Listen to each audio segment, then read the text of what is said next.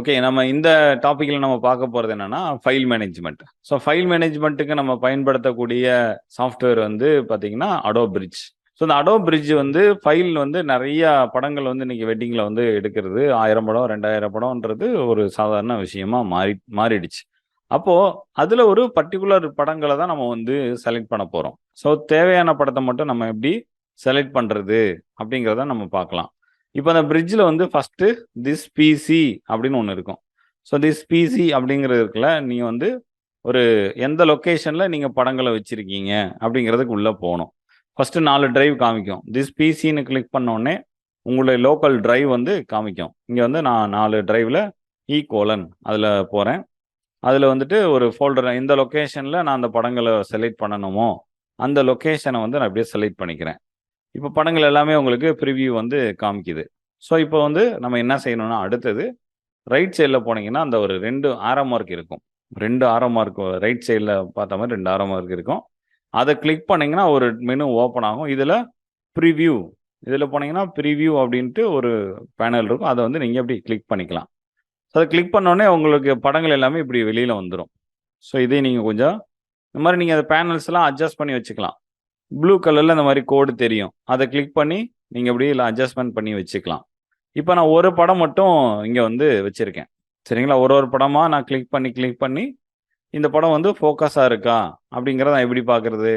இந்த படத்த கிளிக் பண்ணிட்டு இந்த இடத்துல அவங்களுடைய ஃபேஸ்க்கு நேரா, அதாவது கண்ணுல மெயினா வந்து நீங்க கண்ண தான் பார்க்கணும். ஒரு படத்துல வந்து கண்ணு வந்து பிளர் ஆயிடுச்சுன்னா, அவுட் ஆஃப் ஃபோக்கஸ் ஆயிடுச்சுன்னா, அந்த படமே வந்து பிளர்ரா இருக்க மாரி ஒரு ஃபீலிங் தெரியும். அதனால தான் வந்து எல்லா கேமராவுமே இன்னைக்கு வரக்கூடிய லேட்டஸ்ட்டா வரக்கூடிய மிரர்லெஸ் கேமராவுலலாம் ஐ ஃபோக்கஸ் அப்படின்னு ஒரு ஆப்ஷனே வச்சிருக்காங்க.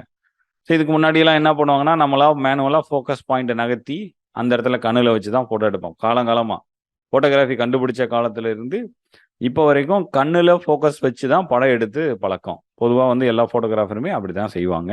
அப்ப நீங்க செக் பண்ண வேண்டியது ஒரு படம் ஷார்ப்பா இருக்கா இல்லையான்றத நீங்க செக் பண்றதுக்கு கண்ண தான் பார்க்கணும். மெயினான விஷயம் அதுதான்.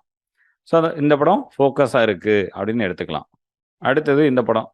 இந்த மாரி ஃபோக்கஸா இருக்கு பார்த்துக்கலாம். ஒவ்வொரு படமா நீங்க வந்து செலக்ட் பண்ணி பார்க்கணும். பொதுவா வந்து பார்ப்பாங்க. ஆனா இத வந்து ஷார்ட்கட்ல நம்ம எப்படி பண்ண போறோம் அப்படிங்கிறது தான். ஷார்ட்கட்ல நம்ம எப்படி செய்யலாம் அப்படின்னா, நீங்க ஒரே டைம்ல ஓகேங்களா? ஒரே டைம்ல 4 படத்த நீங்க செலக்ட் பண்ணிக்கலாம். ஒரே டைம்ல நீங்க 4 பிக்சர வந்து செலக்ட் பண்ணிக்கலாம். 4 பிக்சர செலக்ட் பண்ணிட்டு இந்த இடத்துல உங்க ஃபேஸ்ல அப்படி கிளிக் பண்ணுங்க.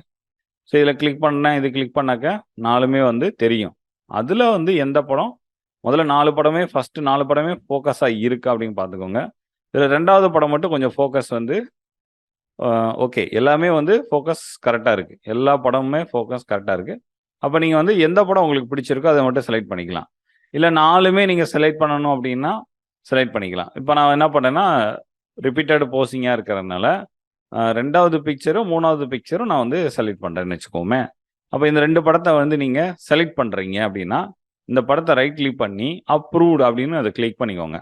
இதுக்கு வந்து அப்ரூவ்ட் அப்படின்னு சொல்லி நீங்க கிளிக் பண்ணீங்கன்னா, இந்த படம் வந்து செலக்ட் ஆயிடும். அடுத்து இந்த படத்த செலக்ட் பண்ணி ரைட் கிளிக் பண்ணணும். முக்கியமான விஷயம் அதான். ரைட் கிளிக் பண்ணி அப்ரூவ்டுன்னு குடுக்கணும். அப்ப இந்த 2 படத்த நீங்க செலக்ட் பண்ணிட்டீங்க அப்படின்னு அர்த்தம்.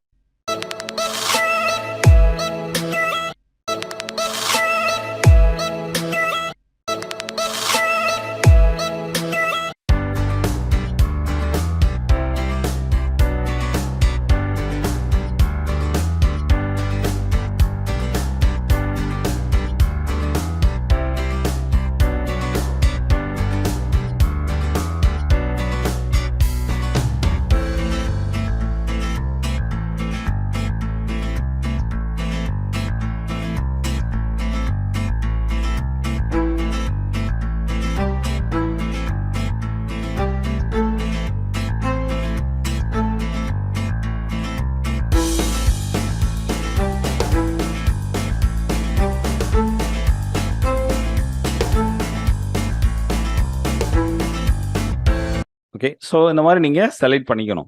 செலக்ட் பண்ணிட்டு, அடுத்து என்ன பண்ணணுன்றத நான் சொல்லிர்றேன். சார்ட் பை ஃபைல் நேம் அப்படின்னு இருக்கும் இந்த இடத்துல. இதுக்கெல்லாம் நீங்க மறுபடியும் என்ன பண்ணுங்கன்னா, பழைய இதுக்கே வந்துருங்க. அந்த பிரிவியூங்கிற பேனல்ல இருந்து ரிலீஸ் ஆகி, எசென்சியல் அப்படிங்கிற இந்த பேனலுக்கு நீங்கள் வந்துருங்க. சரிங்களா? இதுக்கு வந்துட்டீங்கன்னா, இப்போ உங்களுக்கு அந்த கிரீன் கலரில் நீங்கள் பண்ண லேபிள் எல்லாமே உங்களுக்கு தனித்தனியாக காமிக்கும். இப்போ இந்த கிரீனை மட்டும் தனியாக நம்ம எடுக்கணும். கிரீனை மட்டும் தனியாக எடுக்கணும். அப்போ இந்த இடத்துல சார்ட் பை ஃபைல் நேம் அப்படின்னு இருக்கு இல்லையா? இதை வந்து பை லேபிள் அப்படின்னு மாற்றோம். இப்போ நம்ம லேபிள் தானே போட்டோம். ஒன்னொன்றுக்கும் லேபிள் போட்டிருக்கோம். சரிங்களா? ஒவ்வொரு இதுக்கும் ஒரு லேபிள் போட்டிருக்கோம். ஸோ இந்த இடத்துல பை லேபிள் அப்படிங்கிறத நீங்கள் கிளிக் பண்ணிக்கோங்க. ஸோ கிளிக் பண்ணிட்டீங்கன்னா கீழே அந்த க்ரீன் கலர் லேபிள் பண்ண படங்கள் மட்டும் தனியாக செப்பரேட்டாக போயிடும். அப்புறம்னா நீங்கள் இதை மட்டும் என்ன பண்ணிக்கலாம், ரைட் கிளிக் பண்ணி காப்பி கொடுத்துட்டு செலக்ட் பண்ணிட்டு நியூ ஃபோல்டரில் போயிட்டு நீங்கள் என்ன பண்ணலாம் அப்படின்னா இதை மட்டும் பேஸ்ட் பண்ணிக்கலாம். இப்போ இதை மட்டும் நீங்கள் செலக்ட் பண்ணிட்டீங்க அப்படின்னு அர்த்தம்.